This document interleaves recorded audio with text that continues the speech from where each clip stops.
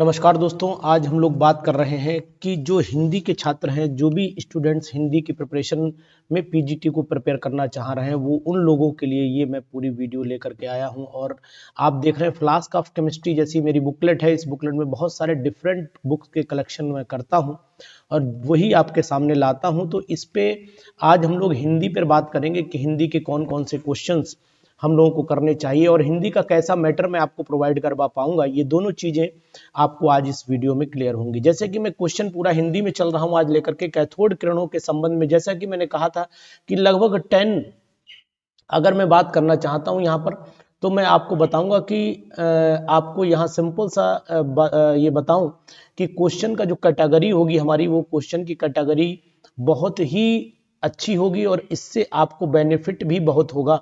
तो वही चीज मैं यहाँ पर डिस्कशन करना चाहूंगा आपके साथ कि हम हिंदी के किन कैटेगरी के क्वेश्चंस को यूज करेंगे। जैसे कि कैथोड किरणों के संबंध में निम्न में से कौन सा कथन सही नहीं है।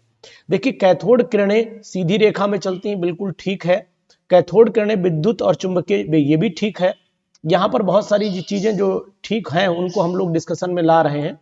तो यहाँ पर चलिए, कैथोड किरणों के कणों के लिए आवेश और द्रव्यमान का अनुपात विसर्जन नली में उपस्थित गैस की प्रकृति पर निर्भर नहीं करता। तो ऑप्शन इसका डी ही सही होना चाहिए।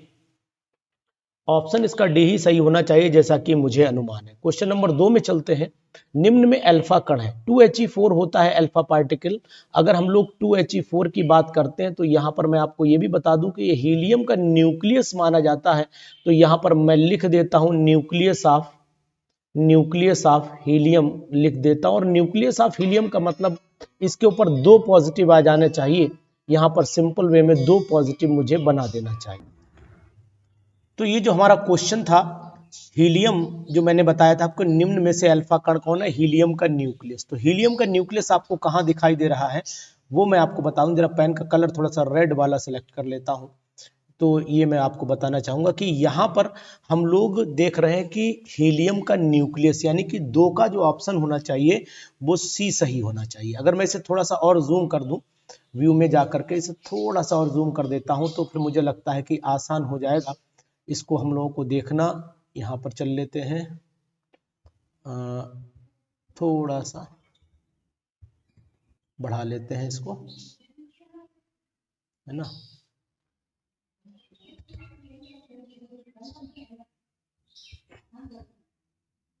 रुक जाइए, ये चलिए अब हम लोग चल लेते हैं नेक्स्ट क्वेश्चन पर। ये हमारा हो गया कि परमाणु नाभिक के खोजकर्ता। पहले तो मैं इसे डिलीट कर दूं क्योंकि ये ओवरलैपिंग यहाँ पर हो जाती है, वो आपको दिक्कत करेगी।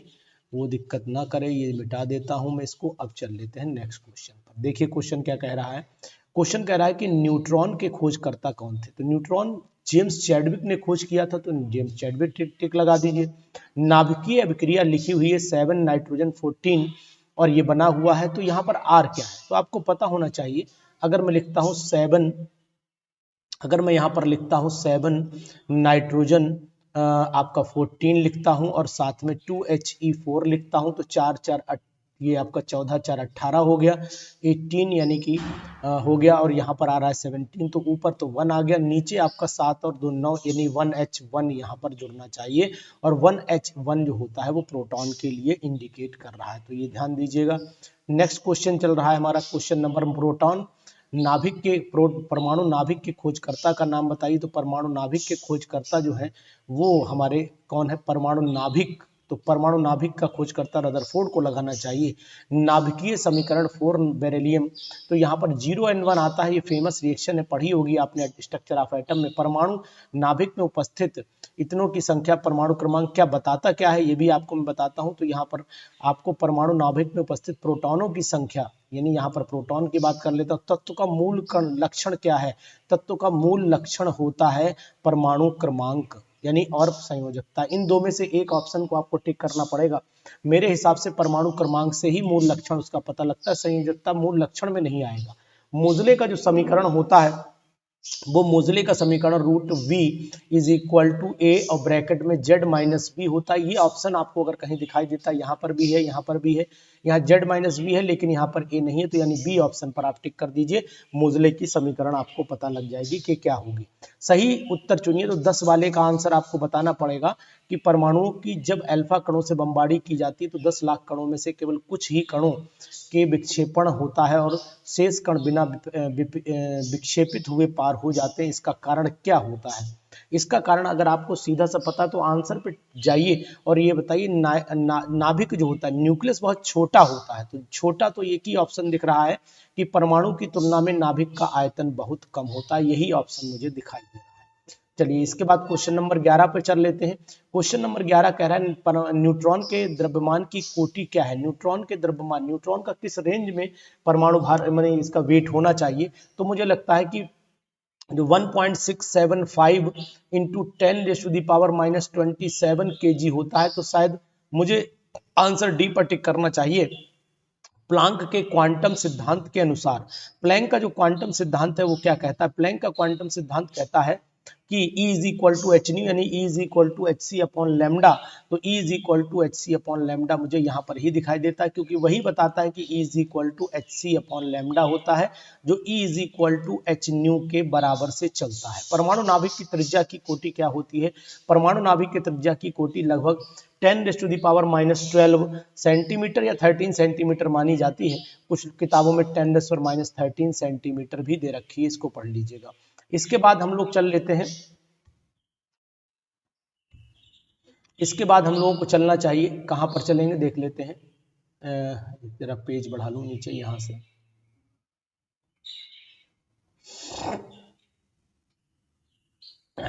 ये हो गया निम्नलिखित सम इलेक्ट्रॉनिक आयनों और परमाणु युक्त समूह को चुनिए।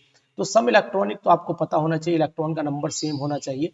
तो ये तो दोनों ये नहीं हो सकता, क्योंकि यहाँ क्लोरीन ये सम इलेक्ट्रॉनिक पेयर है, लेकिन ये भी सम इलेक्ट्रॉनिक पेयर है। सभी एक से हो जाए तो यहाँ 18, यहाँ 18, यहाँ 18, तो मुझे सी ऑप्शन इसमें एकदम एग्जैक्ट लग रहा है। तो 14 वाले का आंसर आप जो है वो सी टिक कर लीजिए। 15 नियॉन का सम इलेक्ट्रॉनिक कौन है? नियॉन 10 होता है, तो 10 आपको सोडियम इसमें दिखाई देगा, यहाँ लगा दीजिए। पी उपकोष में उपस्थित 4 इलेक्ट्रॉनों का सही वितरण है। पी, अब पी में 4 इलेक्ट्रॉन अगर डालने हैं, P4 डालना है, तो मैं सीधा सीधा आपको P4 भर करके दिखाता हूँ, बाकी आप समझदार हैं। यहाँ पर हम लोग 1 2 3 4 ये होना चाहिए, और इसमें आपको ये वाला बी वाला ऑप्शन साफ दिखाई दे रहा है। ये अगर ऐसे भी ऑप्शन होता, अगर ये ऑप्शन ऐसे भी होता कि 1 2 3 4, तो ये ऑप्शन भी सही माना जाता, लेकिन ऐसा कोई ऑप्शन दिया नहीं है। 17 पे आइए, एक पी ऑर्बिटल में अधिकतम कितने इलेक्ट्रॉन रह सकते हैं? तो आप ये जानते हैं कि एक पी ऑर्बिटल में अधिकतम इलेक्ट्रॉनों की संख्या 2 ही हो सकती है। ये बहुत ही अच्छा क्वेश्चन है। एक तत्व का इलेक्ट्रॉनिक विन्यास 1s2 2s2 यानी 4s1 है। ये इस बात का प्रदर्शित करता है कि 3d5 ये एक्साइटेड कंडीशन अगर आप मानते हैं, तो मेरे हिसाब से एक्साइटेड कंडीशन गलत है, क्योंकि ये एक्सेप्शनल केस है, ये उसकी ग्राउंड स्टेट ही मानी जाएगी, मूल अवस्था ही मानी जाएगी।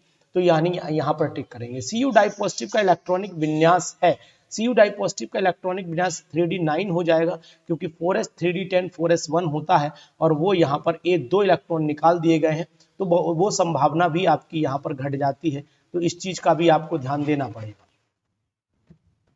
ठीक है ना।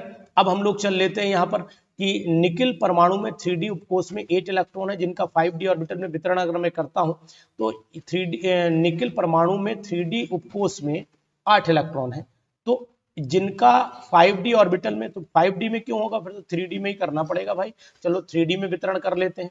तो यहाँ होना चाहिए 1 2 3 4 5 6 7 8, मतलब 20 वाले का जो आंसर आना चाहिए, मेरे हिसाब से 20 वाले का आंसर जो है वो ये होना चाहिए। यहाँ 1 2 3 दोनों सीधे हैं, ये दोनों सीधे दे रखे हैं, यहाँ दोनों सीधे दे रखे हैं, तो पॉसिबल नहीं हो सकता है। यहाँ सीधे नहीं, यही आंसर फिर डी होना चाहिए, भाई 8 इलेक्ट्रॉन भरने के लिए। 3d2 निकाय के दूसरे इलेक्ट्रॉन के चारों, 3d2 के दूसरे इलेक्ट्रॉन, तो n बराबर 3 हो गया, l बराबर 2 हो गया, l बराबर 2 यहाँ दिया है, 3 में दिया है, ठीक है। m क्या होगा? -2 -1 -2 -1 यानी -1 ढूंढिए। m जो है वो हो जाएगा +2, यानी कि मैं देखता हूं यहाँ पर बनाना पड़ेगा। n इज इक्वल टू आपका 3 हो गया, l इज इक्वल टू 2 हो गया, m इज इक्वल टू -2 -1 0 +1 +2, ये पॉसिबल है। लेकिन अगर उल्टा लिखा जाए +2 +1 0 -1 -2, तो ये भी सही माना जाता है। तो इस हिसाब से जो 21 वाले का जो आंसर चलेगा, 21 वाले का आंसर फिर इस हिसाब से तो यही होना चाहिए कि -1 वाला कोई ऑप्शन दिया नहीं, अगर -1 वाला ऑप्शन नहीं है तो इसका मतलब मैंने बताया इलेक्ट्रॉन ऐसे भी लिखे जा सकते हैं, दोनों तरफ से लिखे जा सकते हैं, दोनों संभावनाएं मानी जाती हैं।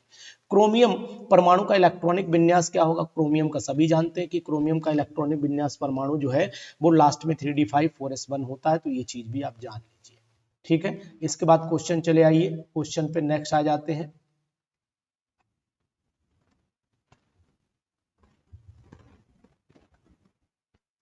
क्वेश्चन नंबर 23 पे चल लेते हैं। थोड़ा सा इसे मैं और बड़ा कर लेता हूं।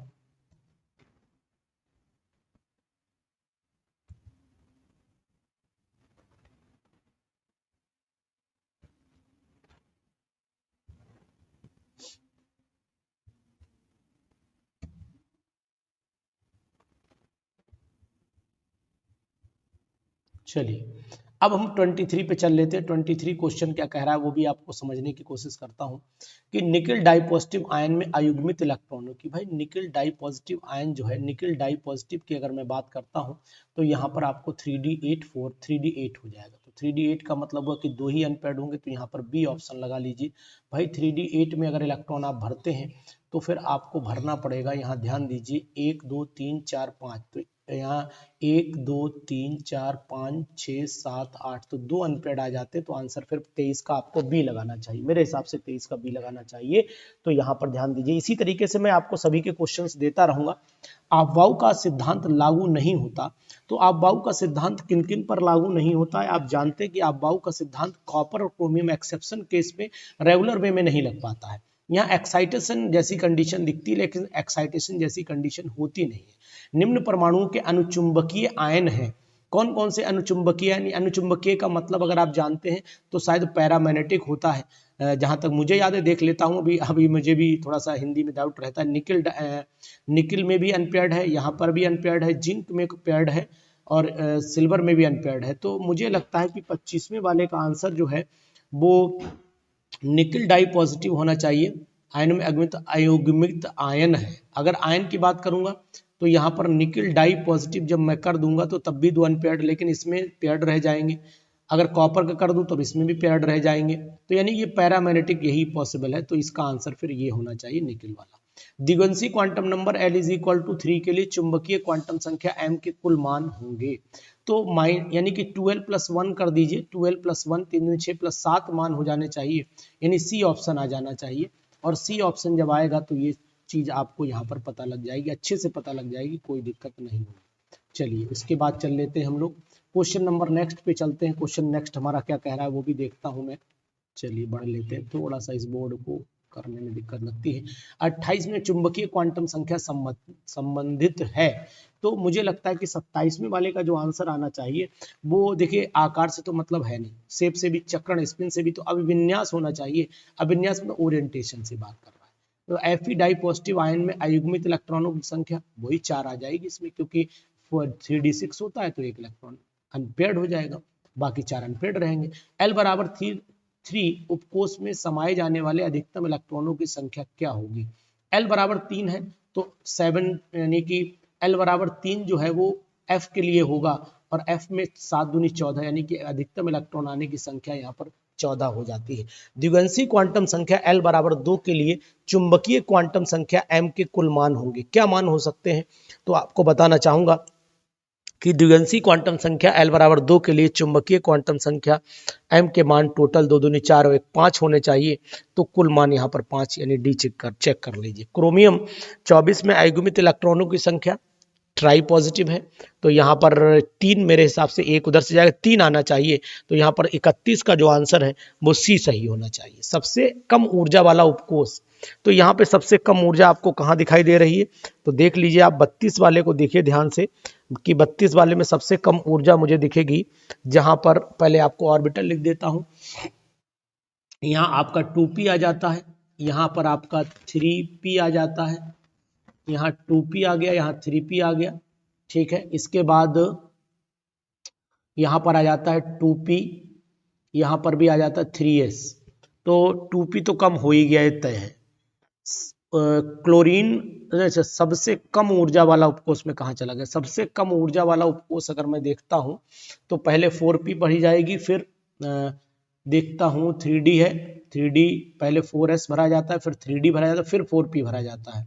तो कहने का तात्पर्य यहाँ पर मुझे जो लग रहा है वो 4s और 3p में चलोगे तो 4s ही आएगा, बाकी नहीं आ सकते। पहले 4s फिर 3D फिर 4p एंड सो ऑन। ठीक है, तो फिर इसका कम ऊर्जा फिर 4s की भी। 33 वाले में चलते हैं। 33 वाला क्या कह रहा है कि क्लोरीन परमाणु के अयुग्मित इलेक्ट्रॉन की क्वांटम संख्याओं का सही समूह है। तो क्लोरीन के अयुग्मित इलेक्ट्रॉन, तो यानी कि आपका क्लोरीन हो गया आपका 17, यानी 1s2 2s2 2p6 3s2 3p5। तो 3p5 का मतलब हुआ कि मैं दिखाऊं यहाँ पर 1 2 3 1 2 3 हो गया, नहीं ज़्यादा बन गया यहाँ पर। 1 मिनट ध्यान दीजिए, थोड़ा सा अंडू कर रहा है,